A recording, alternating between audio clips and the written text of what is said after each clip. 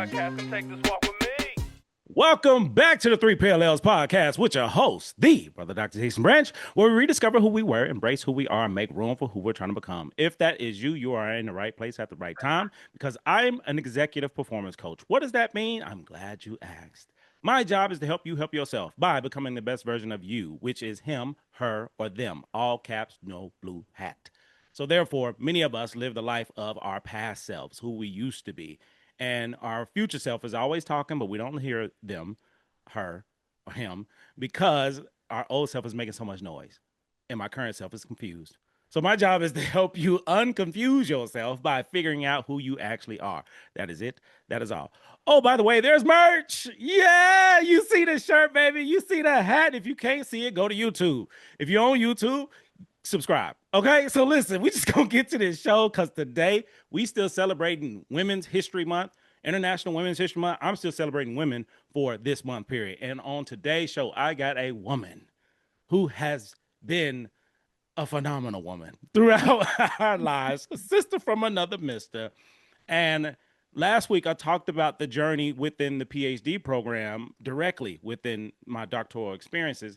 And this particular person was there throughout, personal, professional, from birth to where we are right now. I'm talking about the one and only Vindola Maria Lawrence. This is my cousin. Welcome to the show, baby. Hello. Yeah. Hello. Yes. So I got love on you real quick. I got to give you some flowers in real time. So one of Maria's, for me, claim to fame for me about Maria is she was always there. So no matter what was going on for me, no matter dark, light, whatever was happening, I could always lean on Maria for advice, a little prayer, a little touching and agreeing, touching and agreeing, confirm, confirmation. Hey, let's talk, let's process. And one of the most pivotal times that I talked about before during my internship, I was at Youngstown State University, and I can count on one hand how many people came to visit me during that time. It was one of the darkest seasons of my career related to the doc program, and Maria came. She was there. She came to visit. She came to hang out with your boy. We hung out in Niagara Falls, of all places. Shout out to Meg. What up, Meg? We was in Niagara Falls kicking it, have a good time. This was the first time she had Makers 46. It was a moment that we had to share, that we got to share, and I will remember that forever. Maria has been in on the scenes, behind the scenes, in front of the scenes, just supporting me throughout this journey. And I'm excited today to have her on the show because part of having her on the show today was due to accountability. Ooh, we got a story to tell. Before we dive into that story, I want to dive into the person. So, Vindola, if you could introduce yourself, how do people know you, or how would you introduce yourself besides what I just gave for you? Yes, I am Vindola Maria. I am named after my phenomenal mother. Uh, so professionally, I am Vindola. Personally, I am Maria. So my family and my friends call me Maria. At work, they call me Vindola. Um, I am many things, but professionally, I'm a registered nurse. Been a registered nurse for 10 years. Personally, I am a introverted, empathic woman of integrity, uh, with a passion for purpose. Whew. Come on now. You already on here preaching. You already on the show preaching. Come on. So real quick for the listeners, hey, y'all get your notebooks, okay? Get your notebooks, get your journals, get whatever you need because you finna get some breadcrumbs today. I'm telling you what I know, not what I heard.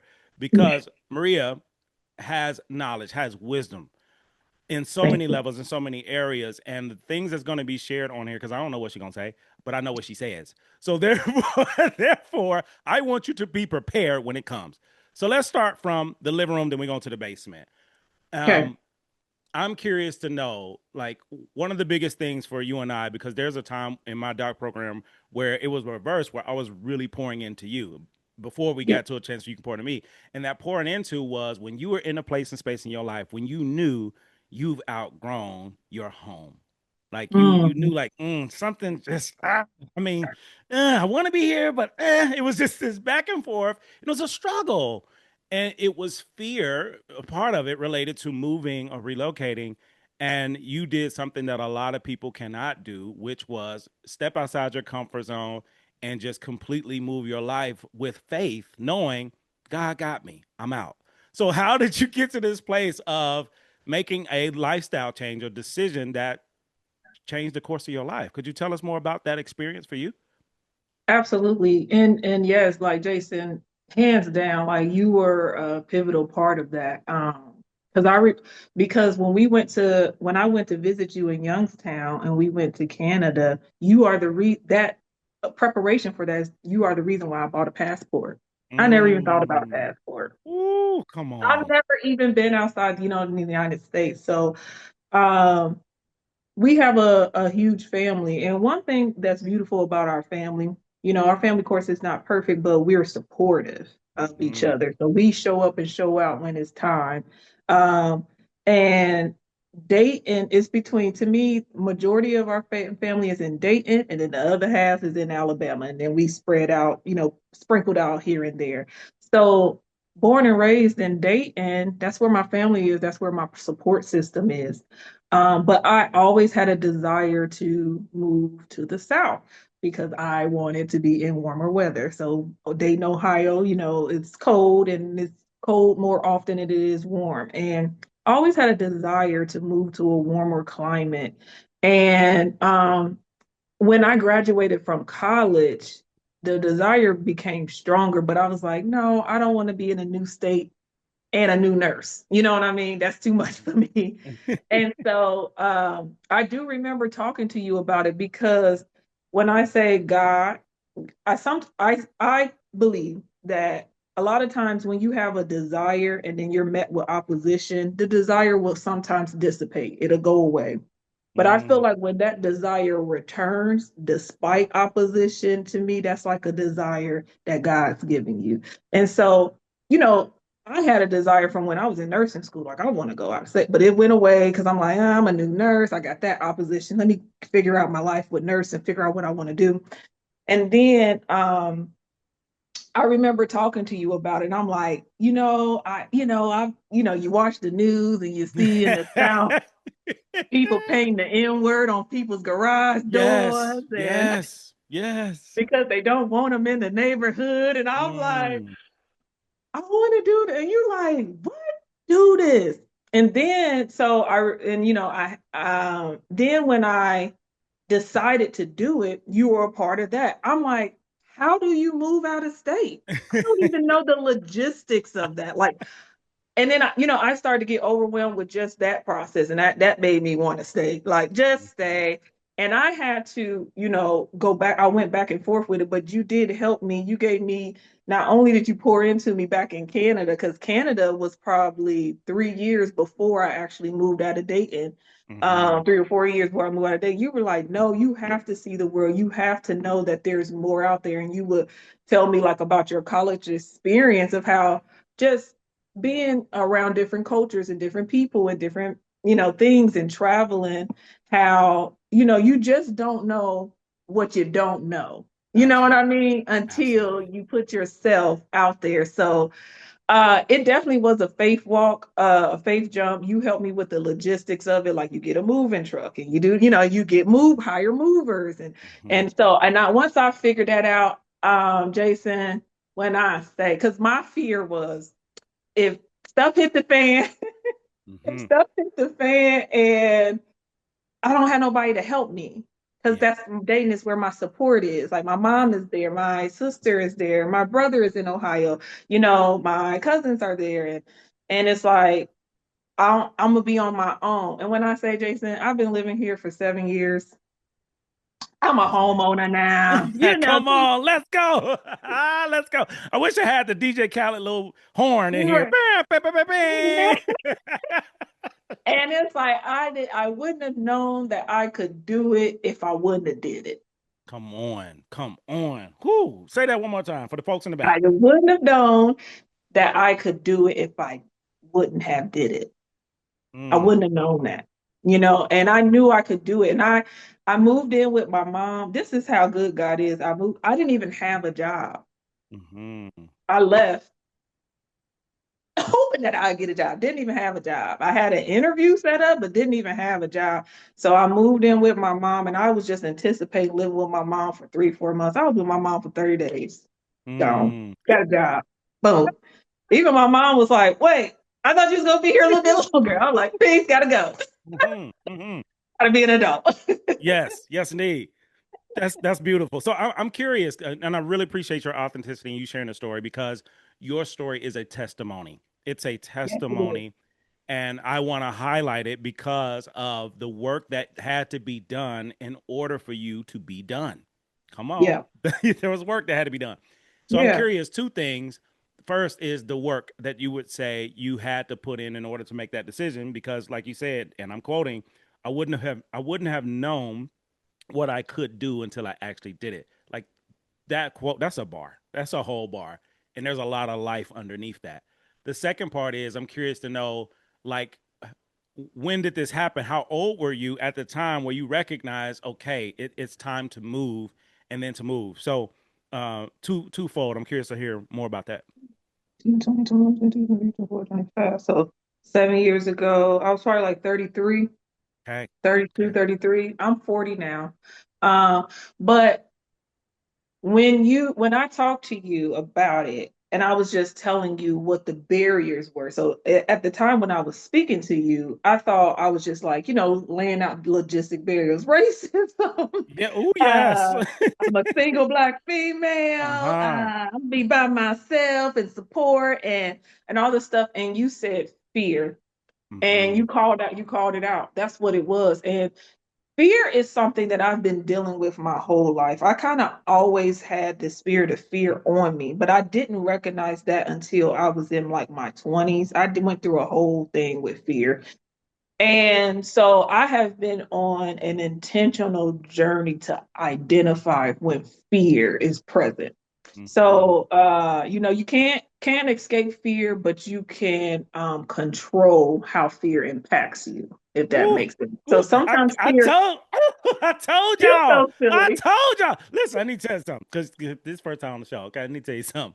I You're kick so people silly. off this show for doing what you just did. Okay, I kick people off of here. You can't be on this show turning tables over like that, busting folks upside the head with a honey bun. I'm here for it. I am here for it. But just know you might get a pink slip. Keep going. I'm sorry.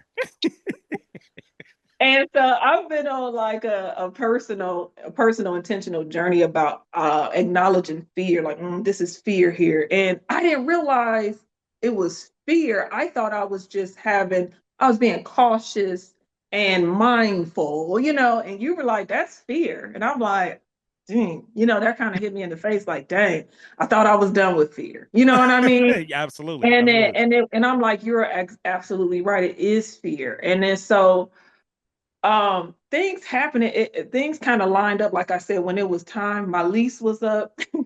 My job that I was working on had got raided. It was like a political thing, but it ended up getting raided because I worked at a pain clinic. It got raided. So uh I was like, okay, job security. So my lease is up, job security. um Too much going on at that job. I don't know why. What's going on? It's time. I Mm, it just was. I knew it was time, but I still kind of needed, the logistics and the structure. I'm a string person. That's a little come on, come little on. little asterisk there. We're gonna put a little asterisk there. I'm a Yes, string person. yes. I didn't have the logistics. I did, and it's like I called my mom and I was like, "Hey, mom, this is what I'm thinking." Mom was like, "Come on, no questions Mhm. asked." And then I'm like, "Okay, that's lining up." And I'm like, "Okay, and that's when I talk to you about like how do I like do I just apply for jobs? Like what I didn't know how to do this. And you Mhm. kind of gave me like literally practical tips like, okay, you just start applying, and all this stuff. And I did that. And when I say God that has carried me ever since, you would have thought I do this. And now I feel like I can live anywhere Come in the on, United States. come on. At this point, yes, I bought a home here, but it's like I don't have that fear where I feel like I can go anywhere. Yeah, And so at this point, it's like, shoot, if the money right, you out. I'm No, out. no. Two more questions. This is so good. You blessing me, okay? I know you blessing the listeners because you blessing me. Anytime I'm blessed, listeners are blessed. So two more because I'm giving you loaded questions because we're doing a baked potato over here with a full ribeye on it. So two things. Number one, the cliche for the black culture, black community. Most people believe this identity of wherever you live at. If you move to Atlanta, everything gonna be okay. Number one, is that a fact or is that a belief? Number two, um, is this the core of fear?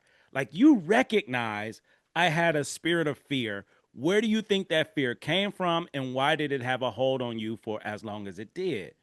What are your thoughts? Um, to put on my spiritual hat, I just think the devil don't play fair. Mm. Uh, Woo, I woo. think sometimes the devil can put stuff on you. Um, because he just don't play fair. Like he don't do stuff like I think I had that fear on me just in childhood, but I can't tell you that oh it was this traumatic thing that happened. I can't even I just think that it's spiritual warfare that I was in that I didn't know I was in. And Mm. sometimes um the devil, like I said, he don't be like, oh well, she just a kid, let me just wait till she get older and then I'm gonna throw some things that I learned, let me wait till she's equipped. It was a part of my identity and I call myself being cautious, you Mm. know what I mean, because I didn't, to me the devil runs rampant when he's unacknowledged. When you don't acknowledge, when you do not see the warfare, when you don't see the attack, he can run rampant in your life. He can take over your life. And so I didn't know that I was in fear. I just thought I was just a very cautious, mindful person. And that's what I just kind of, and it was a part of my identity, but it came to a place, it came to a head when Al died. And it got out of control. It got Mhm. out of control to where I didn't know if I was coming or going, and it became a mental thing. And when I overcame that through Jesus Christ, when I overcame that, Mhm. um, I I can't go back there. Yeah. I could never go back there. So, like I said, fear, I overcome fear, but it's still, I still feel it. I still recognize it. Sometimes it's a little more hidden in some situations and circumstances, but I got to a place where I can recognize it. So, like I say, sometimes you can't control fear coming, but you can Mm. keep it at bay. I know Yeah. what this is. I'm not dealing with that, Mm. So it's like fear don't control me. Yeah. I can feel it. I know when it's present, but it's like it don't control me. It doesn't control my choices. And I just recognize it as more of a distraction than it is a warning or like, cautious and being Yeah. mindful. Wow. Powerful. Powerful. Thank you for sharing that. Thank you for sharing that. And that other piece, the cliche, you move to Atlanta, all your problems are solved. Um, Is that a uh, thing? Yeah, that's one thing. Okay, that is a false belief because you it don't matter what state you live in. You can live here, you can live in another country.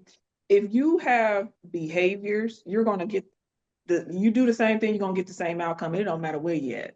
So if you don't know how to manage your money, some people think you like, I'm about to move so I can get my life together. If you don't know how to manage your money where you at, you ain't gonna know how to manage your money in Cancun, Mexico. You ain't gonna know how to manage your money in Dubai. You ain't gonna know how to manage. If you don't know how to manage $2, even if you get a job that makes more money, money management is your issue, and you can Come take on. that with you wherever you go. Come on. That's just an example. So Yeah. no, I don't believe that just being here makes your life better. But what I can say, Atlanta is the Black Mecca. And when Okay. I say it is that, Yes. that's one thing that it is. I have never seen so many Black people in high positions. Hmm. Usually, the higher you go, the lighter it gets. I'm not even Ooh, trying to be funny. honesty. It is, and I'm like, I'm talking about even on the news, Hmm. something as simple as watching the news, whole cast Black. I'm Yeah. like, okay. Even your Hmm. law firms, commercials, like I said, I'm a nurse, doctors, in all different types of specialties. You do see Black people in positions that you don't see in predominantly white areas. Like growing up in Dayton, usually, I think when I became a nurse, it was like me, I can count. and tell you how Mm-hmm. many nurses, you know what I'm saying, that were Yeah. Black on my unit as Yeah. a whole, in the whole department. Yeah, I can Mm-hmm. count on one hand. Yeah. And so, let alone doctors, you rarely seen Black doctors. So people in high positions and positions that require like more education, longer school, just things like that. Successful people. I haven't seen so many people drive Lexuses here like they do Mustangs. Mm-hmm. And to me, and Dayton, you see a lot of people with Mustangs. You see everybody got Lexus. And I'm Mm-hmm. like, I Mm-hmm. don't know. And it's just a beautiful thing. And that Yeah. is something that I do feel like I appreciate being here, that you see Black in all different places, not just some places. They everywhere. Yeah. They're I love it. I everywhere, love and it. I love it. I So let love me that. ask. I appreciate you bringing this up because a lot of people don't know. A lot of people aren't aware, and this is why this show is really important for that exposure. I'm curious to know what it was like for you. Being in your early 30s, born and raised in Ohio, in the Midwest, and then transitioning to the South and Atlanta and seeing so many people that look like us in these positions. What was that like for you, especially coming from that environment when you didn't see it and now you can't see enough of it? It's everywhere. It's it's encouraging and it's beautiful. And I didn't realize how much representation matters. Like, Oh, you hear that. You yes. hear it. Right, right. But it's like when you see it, it's like, dang, this, and I'm grown. I ain't no Mm-hmm. kid. You know what I Mm-hmm. mean? So I don't, Mm-hmm. I ain't looking for no mentor. Not no disrespect to mentor, but I'm like, I ain't looking for, validation, Mm-hmm. but it's like God is the beautiful thing. It's a Yeah. representation do matter. Yeah. And because regardless, American culture, it raised us. You know what Yeah. I'm saying? Yeah. And Without American doubt. culture, unfortunately, is rooted in a lot of racism and things like that. So you do have these perceptions that you may not even know that is a perception that's been taught by American culture, that, you know, you got to be this, you got to know somebody, you know what I Mm-hmm. mean? And Mm-hmm. yeah. And it's like, it's a beautiful thing to see. So it's encouraging. Yeah. And it's just something that I didn't know that I needed. Yeah. Yeah. I love it. I love it. The best way I describe Atlanta for us as far as black folks is it's the city where you get a hug. No matter what. You in town, you gonna get a hug, you gonna get your belly full, you gonna drink good, you gonna have a party, you gonna have to listen to music. It is culture. It is a black Hmm. culture, 100%. So I really appreciate you sharing this because a lot of people don't know. And when it comes to culture, when it comes to representation, it does matter. And you don't Hmm. know that until you're in these places and spaces where we're not there. You one of one. It's only you. I can count on one hand. And then when you're in the spaces where, oh man, we in here. Like this, it's the culture now. Are we still in the hospital? Right. It's a difference because we bring a certain energy that everybody can't bring. And I really Mhm. appreciate and admire you saying that. So now we've been in the kitchen, we've been cooking, we're in the living room. Now we're finna go in the basement because you talked about two things that are themes that I noticed that I want to share with the listeners, my basement stuff, our basement stuff, because Maria and Kenny, who are these are family to the show, so they've been on. Now you both have been on the show. We have a cousin group chat where we'll chat, Mhm. we'll do Marco Polo, we do video, and we've been doing this for years. Where we just iron sharpens iron, we just build each other. And one of the first times that a mirror was held up to me by family, and I was wrong, was when Kenny and Maria called me in. They didn't call me out. They called me in on some of my behavior related to the resolve or dissolve of a relationship, a friendship. And in my mind, I'm in the right. I'm going in like, nah, it's this. And they're like, nah, Jay, hold on, bro. Slow down, boo boo. And I'm like, nah, it's this. That, nah, you can get loud. You can get excited. You can cuss. But we need you to know that this is something underneath that, and it's familiar because of our family. And that was the moment where I was like, oh man, I got work to do. And it's because having accountability partners in my life that changed everything for me, and I'll never forget it. Fast forward, within the past week or so, Maria and I had a conversation related to accountability again, where I was asked to come to the front of the congregation for my behavior, which is how we ended up doing this episode right here, right now, because Maria held a mirror up for me to see me where I couldn't. So to break it down, for many people, families, human beings, if there's a disagreement, if there's something that happens, sometimes people bow out gracefully. they ghost you, y'all stop talking. And some people can do this forever, for years, months, or whatever. You just stop talking. And you stop talking for so long, you forgot what the issue is. And now you mad, you don't know what it is that you're mad about. But you still mad. And for me and Maria, we have always decided like we're not going to do that. We're going to hash it out. As Maria would say, we're going to roll in the mud and figure this thing out. And it was a conversation that we had recently about me asking her and being excited and asking her, I want you to be one of the first to be on the show. And it didn't happen. And it didn't happen. And there was a impact happen because of that. And Maria was honest and courageous enough to pull me in and let me know about me. And I had no choice. I had to take some time, but I had no choice to look at me. So I'm curious, from your perspective, what was that like for you, knowing like all these things that we talked about, we family, all these things are happening, your beliefs, my beliefs, all of this. And it came to a head of, I'm not going to assume, I'm not going to sit up here and play all these thoughts out. I'm going to have a conversation and I'm going to let the chips fall where they may. How the hell did you get to a place and space in your life where you can do that? Because there's adults, there's people that listen to this show who do not do that, whether they're in the wrong or the right. Yeah. How did you get to this place to be willing to hold people accountable based off of those who can handle what you have to offer? Yeah. It did take a work because it took me some time. I think for the like I'm not trying to be funny or haughty, but for the capacity that I have, I think it took me a little bit longer than what I'm capable of. But it took this. I motor over this for maybe a few months, and that's my. And I think I could have maybe speed that up because I have the capacity to do so. But it's because it was difficult. Mm-hmm. And the difficulty is it's like first of all, I started out when I initially felt some type of way. I didn't even speak about it because I'm like, let me give him some time. You always get, the benefit of the Benefit doubt. of Let doubt. me Yes, give him some indeed. Yes, time. indeed. I see, like when started out with your podcast, when I started watching your podcast, I seen that you kind of had a theme. You started out academically. You know what I mean? Like, all right, I'm gonna start telling you about me. So that was like, first, some episodes. And then it's like when I start inviting people in, you kind of had like a theme where you started with your academic people that has poured into you or that has impacted you or people that you respect academically, PhDs and people that you went to school with and people that you met along the way and longer your schooling. And I'm like, he got a process. So let me, so I'm like, I invalidated my feelings and I was like, no, he has a process. And then when you had Kenny on, I was like, okay.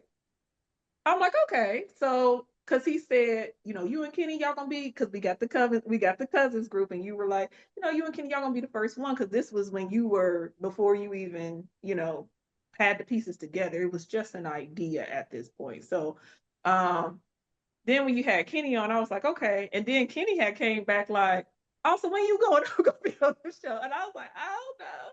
He's like, oh, he ain't asked you? And I'm like, no. And he was like, why not? And I'm like, I don't know. And then I'm like, okay, he got a process. He had Greg on there, and I'm like, okay, all right. Then he had Kevin on there. I'm like, okay. All right. And then it's like, then I seen your mom, and then I seen your dad, and I'm like, okay. Then it's like episode 100. We on season 3, and I'm like, I'm not coming. And I'm like, I'm not coming. Okay. Okay.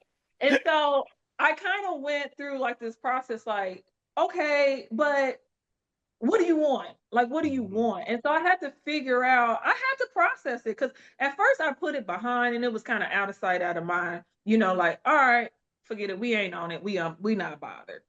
It's okay. It's okay. Move on. We cool. We still cool. It's whatever. And so again, I think I just invalidated my feelings, which what took so long, but it would just come up sporadically, not every day. I wasn't losing sleep over it. It would just come up sporadically. It'll come back to my mind. And it just came up one day. And I was just like, okay, pause. This Mhm. keeps coming up. This bothers me. I'm That's real. bothered. That's I'm real. bothered. And I had to tell myself, I had to correct myself and hold myself accountable. Stop invalidating your feelings. Your That's feelings real. matter. Why don't you feel like you matter? Hmm. And I think I just told myself that you are too busy, you got too much going on, to care about something this minuscule. So, and that's another way that I just invalidated and came up with excuses. Even the benefit of the doubt, it wasn't because I had to just look at me. Like, even me giving you the benefit of the doubt was me kind of a form of me invalidating my own feelings. You know what I mean? Hmm.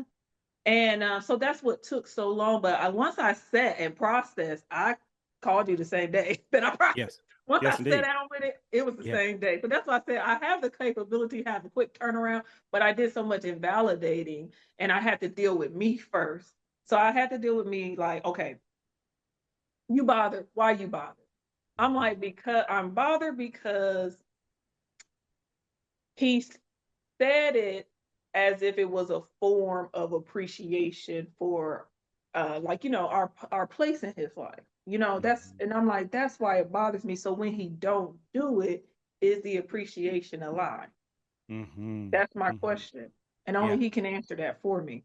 So because I believe that behavior is a way that people show you who they are. All day. So if your words don't match your behavior, there's a problem here. Yes, indeed. So there's a problem here. So I'm like, okay. And I'm like, I know we cool, but the follow through is not matching what we have. Yes, And I'm indeed. confused, and only he can answer that for me. And I have to be able to accept his answer. And so I had to, like I said, I had to deal with me before I could deal with you. And so I Mhm. had to know, like, my feelings matter. And why do my Mm. feelings matter? Because I have a relationship with him. If we ain't had no relationship, Mhm. we can just let it go. We can deal with it, release it to Jesus Christ, pray about it, go to sleep. Yeah. But I'm like, Yeah. I have a relationship with him, and this matters to me. Words and actions matters to me. And Yeah. so, and there's a disconnect here. So I was like, you know what? I gotta talk to him and tell him. I'm like, and he has the capacity for this. I know that he Mhm. does. Mhm. He's done too much. He teaches this. Come on. He teaches this. So I'm like, I know he got the capacity for this. And if I'm rejected, I just have to accept that's what it is. You know what I Yeah. mean? Because a Yeah. rejection is that's a fear, right? Absolutely. That's a fear. And so that was there. So that's what makes it difficult. Hard conversations are difficult because you are required to be vulnerable. You have to process the way how you feel, and you Ooh. kind of got to sit in it. That's uncomfortable. And Ooh. then you have to then say it out loud. That's Yes. uncomfortable. And you could have been like, I got kids. Ain't nobody got that me. They gotta go to school in the morning. I can't. You're gonna have to get somewhere. You're gonna have to call somebody. Here's my therapist. Like, I had all that vain imagination. Like, here, I can give you the number to my therapist. Work that out, and then you can Yeah. come back over here when you, because I don't have Yeah. time. And that's what Yeah. I was afraid of, being rejected and being dismissed. Yeah. And So I was, what go was that ahead. like to have these thoughts, these assumptions, and all these cloud bubbles that you created, and you push them to the side to have a conversation to see for yourself? Again, going back to your quote, I wouldn't have known, what I If I could wouldn't have do done it, if I wouldn't have done it.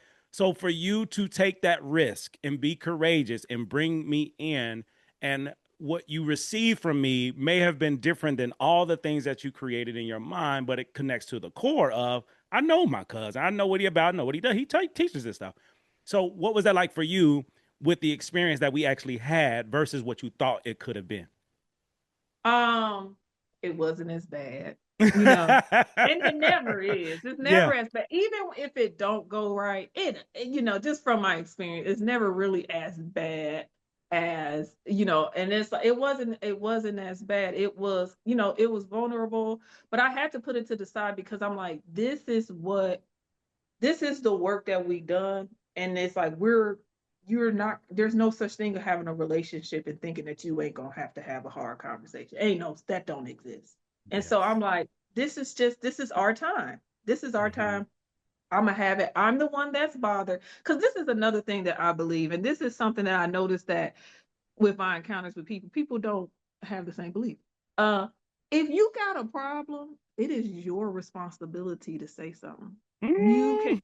We love to be like, well, he should know, especially like Uh-huh. us women. come on Us now. women folk, and us women folk, because you should know, because he know that I don't do that. No, he don't.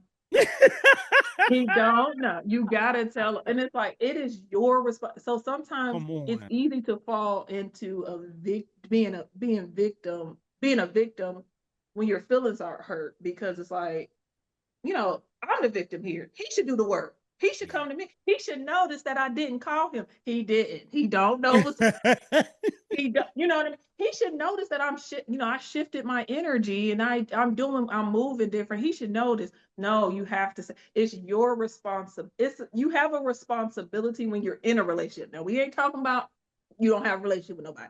When Yeah. you're in a relationship, it's your responsibility to say something if you feel some type of way. Hmm. Because people ain't gonna know, At and all. you can't think that common sense is common, because it ain't. Ooh, come on. Listen, I'm finna call you Uber, okay? I'm finna call you Uber, get you off this show. Cause I told you, I cannot have you on this show cutting up. Your Uber will be here in about 10 minutes, okay? You gotta go. It Because ain't. because It ain't. you're speaking so much facts and so much truth that a lot of people aren't willing to face, and this is how you get this facts and this truth, because you were willing to face it, and the results that you have gives you a different perspective. That's what allows you to be courageous and continue to make these decisions and hold people accountable, because you held yourself accountable. Yes, You I can't hold did. me accountable if you don't hold you accountable. And Exactly. two more things, like, because you dropping bombs, you dropping gems up in here. You said I had to deal with me in order to deal with you. And to me, Yes. when I hear that, dealing connects to healing. I can't Yes. heal from things that I don't choose to deal with. I can't deal with things that I'm not aware of. So all those things had to happen. In addition to that, when I look at this process of dealing and healing, you had to become somebody you've never been. Hmm. So therefore, and this is to the listeners, before you ever reintroduce yourself to somebody else, you got to reintroduce yourself to yourself. And that's exactly what you did. Third thing, your wordplay. I need y'all to see her. All caps, no blue hat. She got the shirt on. She got the shirt. For those who not watching on YouTube, she got a becoming her on purpose shirt on. She did that on purpose. Okay. That ain't even the merch we sell over here. She got her own. Hmm. She got her own. Last thing, third piece. You said what you could have done. That's a life changing statement, because the old version of us, for many of us, we talk about what we should have done. Should is a law, it's a rule that's rooted in the past that I cannot change. So it connects to guilt, shame, and judgment. And you did not allow it. You said you didn't even say should at all. You said could, because could gives you options and opportunity, because it's rooted in grace, space, and patience. So all the things you were able to do for me, you had to do for you first in order to First. bring it to me. Yes. That's next level. That's next Yes. level. That's growth. That's healing. That changes the culture. That changes the generation. That changes things. And it changed me Yeah. because of the work that you did. And I got to highlight it. So listen, this is your bouquet of flowers that's in this room. You know where your house is, that whole room, that second bedroom. I just filled Yeah. it up with all kind of flowers and Yeah. roses and candy and wine and Bibles and holy water and everything. I got Marlene macaroni and cheese in there. I Yeah. mean, it's in there. Okay. Just know that room is full, because the other side that I want to talk about, and before I share on me, this is to the listeners. This is your life work for this week. If you're in a strained relationship, if you're not talking to somebody because of what happened, if you're waiting on somebody to apologize, if you're waiting, this is your indicator. This is your breadcrumb. Stop waiting and get in the game. You don't know, and I'm quoting, you don't know what you don't know or what you could have done until you do something. So for many listeners, you know exactly what relationship I'm talking about. I'm challenging you to talk about it with you first, You then bring first. it to that person. And Exactly. that conversation with Maria just gave you the game. She just gave you the game. Deal with you first. Once you Yes. deal with you, then you can deal with Okay. the issue. And the issue is the behavior. And if you notice, Maria is not talking about a person or personality, we're talking about behavior. And one thing I learned about behavior provides facts when it comes to people. But who cares about facts when you're in your feelings? Okay, you got your life work for the week. And what it did for me, what the conversation did for me, Maria held a mirror up to me and challenged me. I need y'all to hear this in real time. She challenged me. Yes, I was the one that be challenging. She challenged me because that's the relationship we have. But you can't challenge people you don't have a relationship with. Come on, church. If you don't have a relationship, don't be coming out here challenging folks. Y'all don't even talk. So she had there was a respect there that she Yeah. could challenge me and I could receive it. And I did take the time that she recommended me to take to look in my basement and see what's going on with me. And when I went in my basement, you already know the deal. Went down them steps. There was a chair. There was a table. There was a little me. There was current me. Future me was in the lighthouse in a whole another room, whole another section. When I went down there, I started noticing patterns. And the Mm. pattern that I noticed that I want to share here is I get super excited about whatever's in my face that excites me. Now, the moment it's out of my face, it's whatever. But for the most part, as long as it's in my face, it's everything. So what Maria did was highlight one of my limitations related to this balloon and string mentality. She's mentioned it earlier. For those who don't know, I mean, you heard the last episode, but for those maybe new, balloon and string, real simple. Balloon person, visionary, ideas, dreams, real big. String person, details, specific. 1 foot on the ground, always. Balloon, one hand to the sky. So my string limitations prevented me from the follow up, from the follow through, which is a contradiction to me inviting people in. So what Maria brought to my attention was a breadcrumb that became a loaf of bread that hit me upside the head because in the same week, I checked my inbox and a friend of mine, Eddie Cohen, who will be on the show. What up, dude? Doobie will be on the show. I invited him on the podcast 2 years ago. 2 years ago. Excited. Yo, I need you on the show. And no follow up, no follow through. He hit me back. Yeah, I love to be on the show. 2 years ago. And I saw in my inbox exactly what Maria was holding the light to me to recognize, hey, that's incongruent, that's inconsistent. That's not the guy I know. And she was absolutely right. So we share this with you all to be vulnerable, to be honest, to have integrity, to go in the basement in order for you to be willing to do the same thing. We're literally airing our clean laundry because it ain't dirty. We're airing it out. And I want you all to see this in real time because this is family. This is how we get down. We just decided to turn the microphone on. So, Maria, thank you. Thank you from the bottom of my heart. Thank you for challenging me. Thank you for pushing me. Thank you for holding the mirror up for me. Thank you for giving me my flowers. Thank you for giving me the thorns as well, the hard stuff of, hey, man, I want you to be great. This is part of it. So, personally and professionally, that conversation changed my life. And Mm. that's the one of the many. We've been doing this since birth. Yeah, I know, right? Since birth. And that speaks volumes to family. And for all of you listening, family is whatever you say it is. It's whatever you say it is. Because there's some family, even your mama, that you don't even talk to. But that's bad. Mm. I just want to talk about it. Your sister, your brother, whoever. And that's human behavior, but we get to change it. So I've been talking a whole lot. You Now, fine. I'm giving it back to you because we finna go in the kitchen because I need you to cook real quick. So, what Yeah. is a word, phrase, memory, or moment that has stuck with you personally or professionally? Um, I had said something to someone, and I said a phrase that I think I present weaker than what I am, Mm. and but because I'm nice, I'm kind, and sometimes you know, I think I can present meek. I don't really think I'm meek in terms of personality, but I can You're present not. meek. I'll Right, tell you. No, you're not.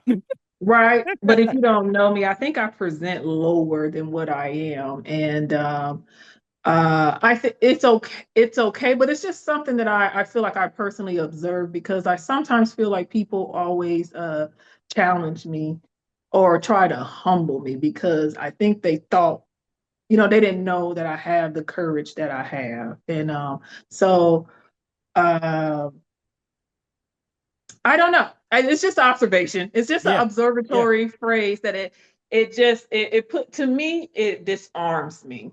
Mm. Because sometimes you feel like you owe people to let them know what you is and what you ain't. And I don't owe nobody that. Come And on, so girl.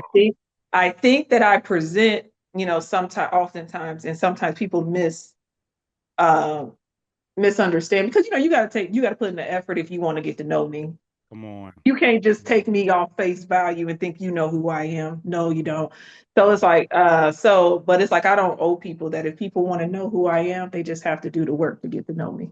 Come on. Listen, this is coming from somebody who does the work. Okay. You got to do the work to come up here. And I don't know nobody that's doing the work and not getting results. If you truly doing the work, you're going to get results. Now, if you're up here half doing it, different story. Moving on to the next piece. I'm curious to know, who are your heroes or shero or a hero or shero? My granddaddy. Come on. Can I tell you a quick story? You We probably got never knew time. it. Let's Okay, go. a quick story about granddaddy. Okay, so me and Tammy, we have this little inside joke. I don't know if anybody ever seen Sparkle, but if you've seen Sparkle, towards the end of the movie, Styx was the boyfriend of Sparkle, the younger sister, and the abusive older sister's boyfriend was trying to put hands on him, and Styx came out of nowhere and just like saved the day because nobody, and it's like Styx is the hero. So Granddaddy is like my Sticks. So a situation happened where me and Tammy, we had just got dropped off by my dad. We were like in high school, we were teenagers. Cell phones is not a big thing at this point. So my dad didn't have a cell phone. He was on his way back to Columbus. We get home. My mom had a male friend that used to come around with his kids, and we used to play with his kids and all this other stuff like that. Cool guy. Um, he had her car, and we didn't, we come from a generation of parents that you don't know what's going on because they don't have to tell you They ain't got to nothing. tell you nothing. They ain't got to tell you nothing. He had her car. He had her car, so he pull up. We thinking that is we on Broadway, and he pulls up, and we thinking that's our mom. And he get out the car, and he's stumbling. And now, mind you, we kind of innocent teenagers because we wasn't raised around drunkenness.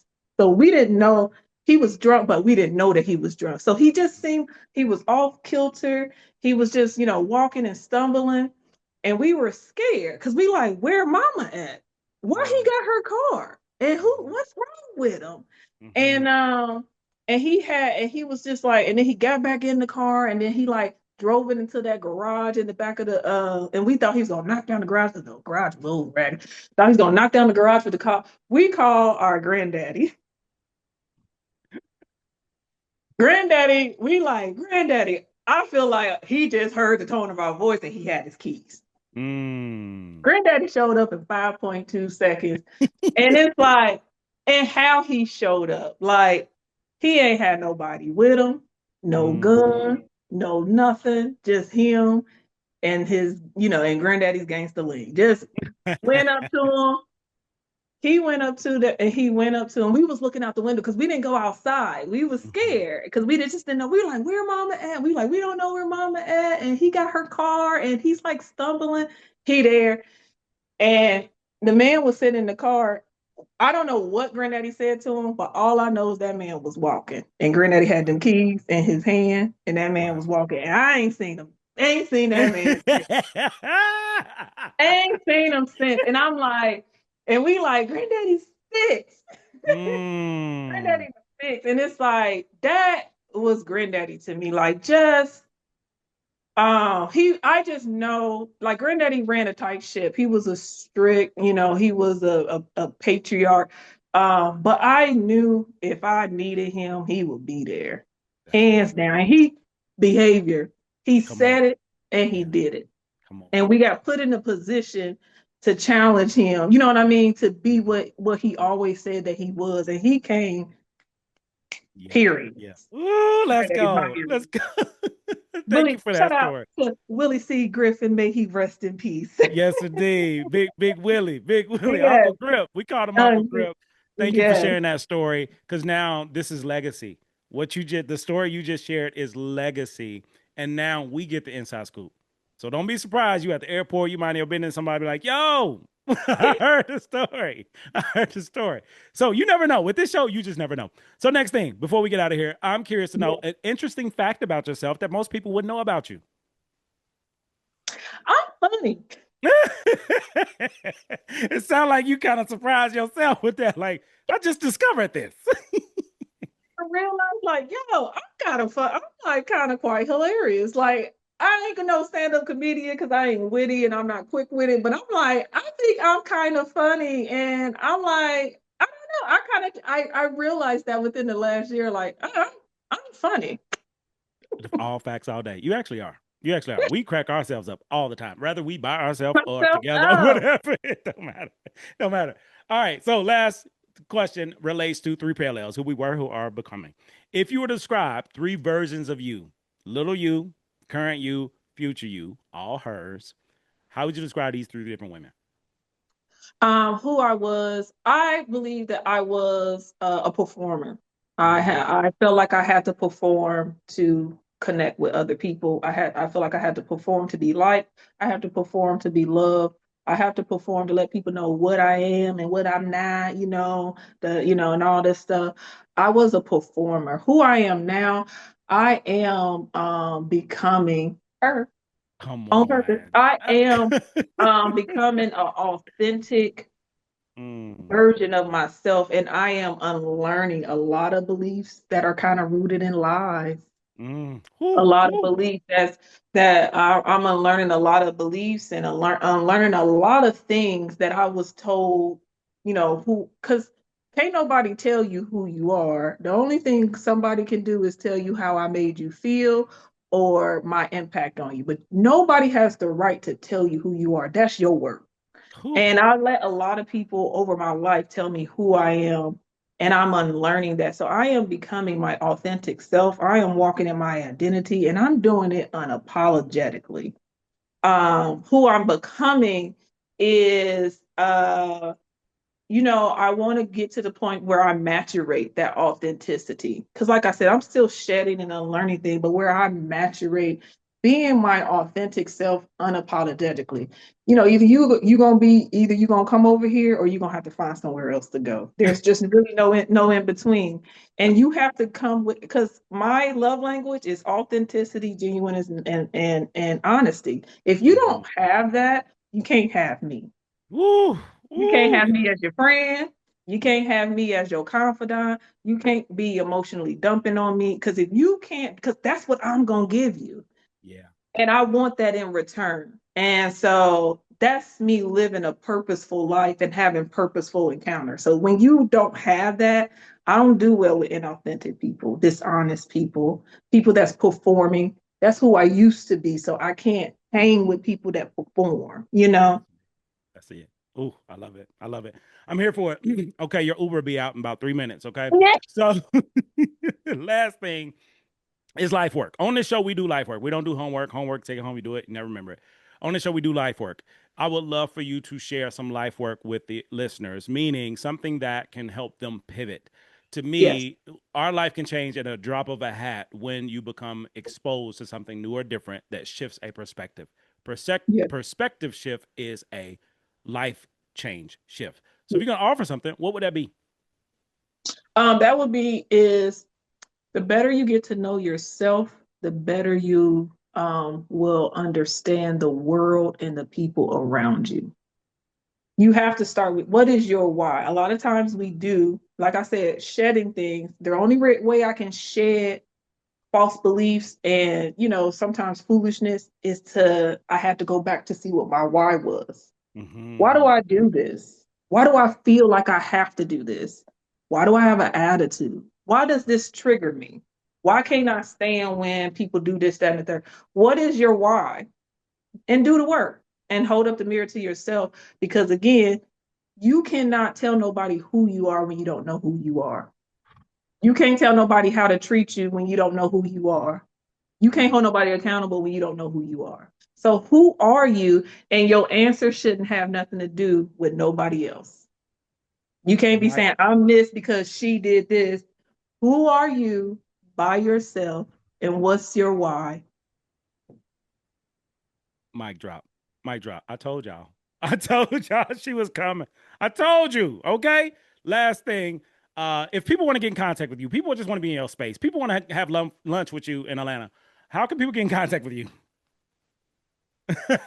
Is it email, LinkedIn? You don't have to go Um, personal. Oh, you don't have to share anything if you don't want to. yeah, I guess I could do an email. I'm Vindola Maria at gmail.com. No, sorry, Vindola Maria 85 at gmail.com.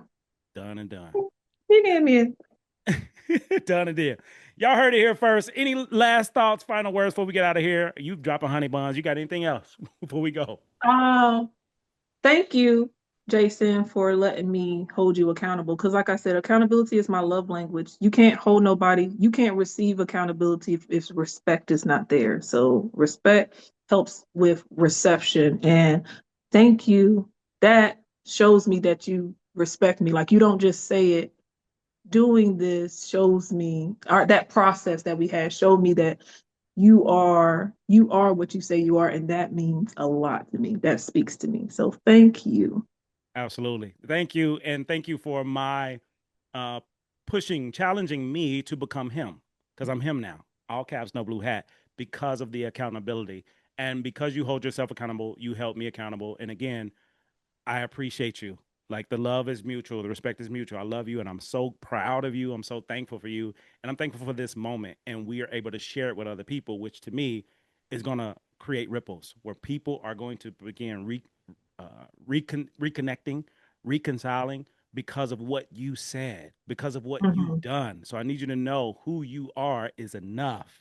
And now you rocking the shirt that you rocking, you're more Oh than yes, enough. the shirt is from Creflo Dollar Ministries World Changers International. They're having a women's conference, and so Come they on. this is their merch. So just to Ah!